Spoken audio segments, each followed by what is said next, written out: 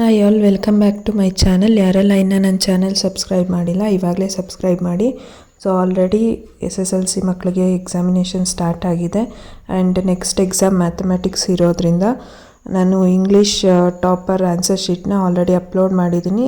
Requested video ಅಂತಲೇ ಹೇಳ್ಬೋದು. ಇದು ಮ್ಯಾಥ್ಸ್ ಕನ್ನಡ ಪೇಪರ್ನ ಕೇಳಿದರು, ಸೊ ಕನ್ನಡ ಪೇಪರ್ ಅಪ್ಲೋಡ್ ಮಾಡ್ತಾಯಿದ್ದೀನಿ, ನೀವು ರೆಫರ್ ಮಾಡ್ಬೋದು ಮಕ್ಕಳೇ.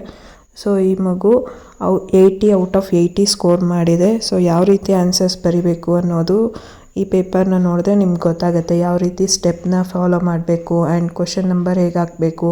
ಒಂದು ಆನ್ಸರ್ ಆದಮೇಲೆ ಒಂದು ಲೈನ್ ಇದೆ ಆ್ಯಂಡ್ ನಂಬರ್ಸ್ ಕ್ಲಮ್ಸಿಯಾಗಿ ಬರೋದಿಲ್ಲ, ಒಂದಕ್ಕೊಂದು ಮಿಕ್ಸ್ ಮಾಡ್ಕೊಂಡಿಲ್ಲ, ಎಲ್ಲೂ ತುಂಬ ಸ್ಕ್ರ್ಯಾಚ್ ಮಾಡಿಲ್ಲ.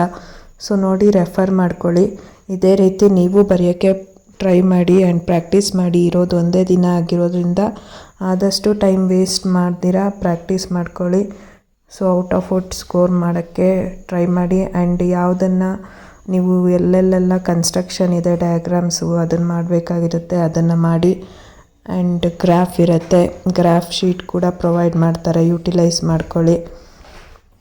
ಸೊ ಇಂಪಾರ್ಟೆಂಟ್ ಅಂತ ಹೇಳಿರೋ ಅಂತಹ ಕ್ವಶನ್ಸೇ ತುಂಬ ಅಪಿಯರ್ ಆಗೋದ್ರಿಂದ ಯಾವುದೇ ರೀತಿ ಕಷ್ಟ ಇರಲ್ಲ ನಿಮಗೆ. ಮ್ಯಾಥಮೆಟಿಕ್ಸ್ ಆಲ್ರೆಡಿ ಒಂದು ಎಕ್ಸಾಮ್ ನೀವು ಬರೆದಿರೋದ್ರಿಂದ ನಿಮಗೆ ಫಸ್ಟ್ ಡೇ ಹೇಗಾಯಿತು ಅಂತ ಗೊತ್ತಾಗಿರುತ್ತೆ ನಿಮಗೆ.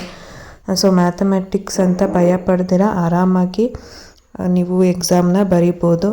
ಸೊ ನೋಡಿ, ಎಲ್ಲೂ ಮಾರ್ಕ್ಸ್ ಕಳ್ಕೊಂಡಿಲ್ಲ, ಎಲ್ಲ ಕಡೆನೂ ಮಾರ್ಕ್ಸ್ ಸಿಕ್ಕಿದೆ, ಎಲ್ಲ ಪ್ರಾಬ್ಲಮ್ಗೂ ಮಾರ್ಕ್ಸ್ ಸಿಕ್ಕಿದೆ ನೀವು ನೋಡ್ತಾ ಇದ್ರೆ. ಆ್ಯಂಡ್ ಕನ್ಸ್ಟ್ರಕ್ಷನ್ ನೋಡಿ. ಸೊ ಈ ರೀತಿ ಇರಬೇಕು ನಿಮ್ಮ ಆನ್ಸರ್ ಪೇಪರ್ ಕೂಡ. ಗೊತ್ತಾಗಿಲ್ಲ ಅಂತಂದರೆ ಸ್ವಲ್ಪ ಯೋಚನೆ ಮಾಡಿ ಆನ್ಸರ್ ಮಾಡಿ. ಸ್ಟೆಪ್ ವೈಸ್ಗೂ ಮಾರ್ಕ್ಸ್ ಇರುತ್ತೆ ನೋಡಿ. ಅವ್ರು ನೋಡ್ತಿದ್ದಂಗೆ ಎಲ್ಲ ಸ್ಟೆಪ್ಗೂ ರೈಟ್ ಹಾಕ್ಕೊಂಡು ಮಾರ್ಕ್ಸ್ ಕೊಟ್ಟಿದ್ದಾರೆ, ನೀವು ಗಮನಿಸ್ಬೋದು.